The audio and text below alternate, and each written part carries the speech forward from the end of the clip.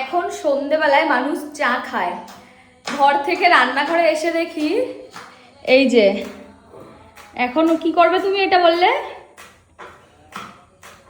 প্রথমে পেঁয়াজটা ভাজবো, লঙ্কাটা ভাজবো, বিটটা ভাজবো, আলুটা ভাজবো, ভেজে হালকা করে ভাতটা ফ্রাই করে তার ভিতরে আবার এটা দিয়ে দেবো, দিয়ে বেশ নাড়িয়ে চাড়িয়ে নামিয়ে দেবো। কেন মানে তোমার হচ্ছে ভাত ভাজার করার কারণ কি?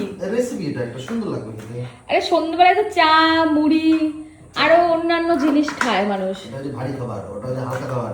কেন তোমার এখন ভারী খাবারের দরকার? চুপ করো, আজকের মনে হয় তরকারি ওর ভাল লাগেনি খেতে বসে, এর জন্য এই করছে। না না, ওরকম কোনো ব্যাপার নেই। তাহলে সব ঠিক আছে, হয়ে গেছে। নিরামিষ রয়েছে না আজকে?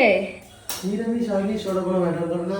মানে তা হঠাৎ করে সন্ধ্যায় কে খায় ভাত ভাজা সন্ধ্যাবেলায়?